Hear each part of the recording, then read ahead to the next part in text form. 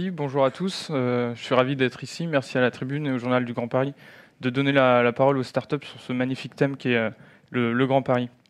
Quelques mots sur Parking Map tout d'abord. Donc Parking Map, on est une startup dans le stationnement connecté, le stationnement intelligent, le smart parking, qui est une brique de la smart city.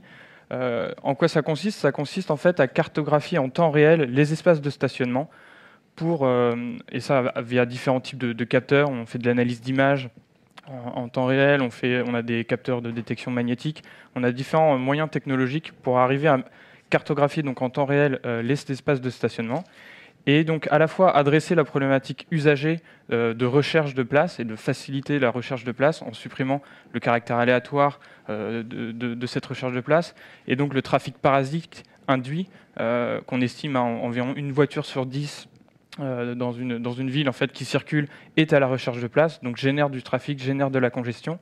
Donc à la fois adresser cette problématique usagée, de faciliter la ville, mais aussi la problématique gestionnaire, collectivité, de maîtriser son espace public, de maîtriser l'usage de ces solutions de stationnement avec des outils pour connaître toutes les statistiques, pour mieux réguler la fraude et donc mieux maîtriser le stationnement.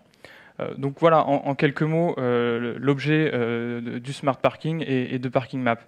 Mais aujourd'hui, ce que j'ai envie de vous partager, c'est quelle serait la contribution de Parking Map et du stationnement connecté pour le Grand Paris, alors même que je dirais certains ayatollahs de la mobilité durable parlent ce qu'est le stationnement connecté. En fait, quelque part, ça facilite l'usage de la voiture et ça ne fait que promouvoir la voiture. Nous, ce qu'on veut, c'est du transport en commun, de la mobilité durable. Alors là-dessus, oui, à Paris, avec, on l'a dit, le réseau de transport en commun le plus dense au monde, probablement qu'on peut en effet se passer de la voiture. Mais si on prend un tout petit peu de recul, qu'on se met à l'échelle du Grand Paris ou de la région Île-de-France, on a un bassin de vie en fait qui représente 41 millions de déplacements par jour quotidien et dont 50% se fait encore aujourd'hui en voiture. Donc c'est un chiffre qui stagne. Entre 2000 et 2010, il y a eu plus 0,6% de déplacements en voiture, alors qu'on a eu plus 21% de déplacements en transport en commun. Et c'est une bonne chose. Mais nous, l'idée de Parking Map est d'utiliser le stationnement connecté et de voir le stationnement comme un levier justement de mobilité durable dans ce bassin de vie, cette Île-de-France, où on n'a pas forcément un réseau de transport en commun assez dense pour avoir un métro à 500 mètres de chez soi, partout en Île-de-France, partout dans le Grand Paris. On a bien souvent un modèle de déplacement où on va avoir un Grand Paris Express, une ligne de RER qui va desservir tout un bassin de vie sur lequel en fait tous les habitants vont se raccrocher tous les matins à une ligne de RER. Et donc c'est là où on entre dans l'aspect un peu intéressant de la mobilité à l'échelle de l'Île-de-France avec la multimodalité ou l'intermodalité. Et donc nous, on pense chez Parking Map que le stationnement en fait a un rôle clé dans cette multimodalité, dès lors que en fait, si on regarde, il est à la rupture de charge entre le déplacement en voiture particulière et le transport en commun. Et donc, avec cet élément charnière que représente le stationnement, c'est là en fait où on va pouvoir influer sur le comportement des gens en travaillant justement sur des politiques de hubs multimodaux ou de pôles d'échange multimodaux qui vont intégrer cette donnée du stationnement pour favoriser le rabattement vers le transport en commun dans des zones où voilà, on a une ligne qui, je dirais, arrose tout un espace de vie où les gens ils sont peut-être à 20-15 km du RER et ils ont besoin de se déplacer potentiellement avec leur voiture pour rejoindre le RER. Même s'il y a aussi un réseau de transport en commun qui va permettre ce rabattement. Donc voilà un peu le concept de stationnement connecté en facilitateur de la multimodalité qu'on essaie de mettre en place chez Parking Map.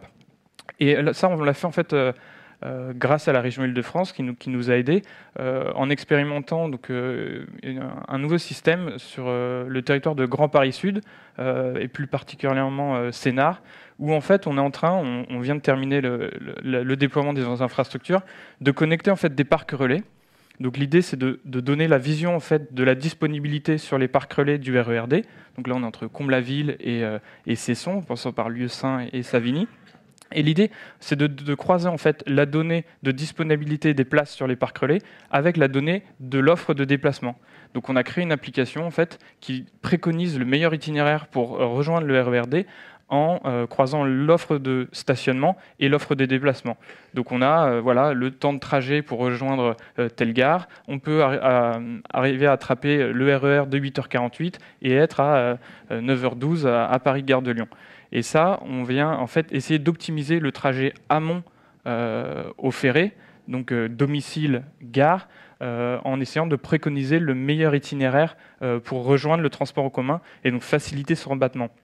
Puisqu'en fait le constat d'origine, c'était que un bon nombre d'habitants en fait avaient du mal à trouver des places dans les parcs relais qui étaient plus ou moins saturés, et remonter en fait la ligne de RER de parc relais en parc relais pour essayer de trouver une place et éventuellement finir par aller à Paris parce que à la limite ils avaient une place dans leur bureau. Donc c'est autour de cette problématique-là qu'on travaille. De ces parcs relais qu'on a déployés, on va essayer d'enrichir le service. On travaille avec Transdev pour agréger aussi les informations de temps réel des bus et de dire que face au constat que tous les parcs relais sont pleins, préconiser le fait que oui, il y a un bus qui passe à 300 mètres de chez vous et qui vous permet d'arriver à 8h47 pour avoir le RER de 8h48, etc. Voilà, donc on va essayer de travailler sur cette expérimentation-là. On va recruter des bêta-testeurs sur le territoire pour vraiment tester les usages et se mettre à la place de l'utilisateur qui n'a pas forcément, je dirais, tout le réseau de transport en commun, doit parfois prendre sa voiture. On l'a vu, c'est 50% des déplacements. Donc aujourd'hui, il faut aussi adresser la problématique du déplacement en voiture en essayant de l'optimiser et ne pas juste, je dirais, la voiture c'est mal, arrêtons de se déplacer. Ça, c'est pas réaliste parce qu'aujourd'hui, on a des territoires, des espaces de vie qui aujourd'hui continuent de se déplacer en voiture. Donc voilà, c'est une expérimentation qu'on mène avec Grand Paris Sud qui est, je dirais, très, très moteur avec nous. C'est quelque chose en tout cas que on va essayer de promouvoir et de proposer à la Société du Grand Paris sur d'autres territoires. On en discute aussi avec la RATP, la SNCF. Mais en tout cas, c'est le type d'expérimentation, et là je m'adresse peut-être plus aux collectivités, qu'il est bon, je pense, de mettre en place, de tester. N'ayez pas peur, quand une start-up vient vous voir avec un produit à tester, de mettre à disponibilité vos territoires pour essayer de promouvoir une mobilité urbaine de demain et construire l'innovation en collaboration start-up et collectivités locales. Merci.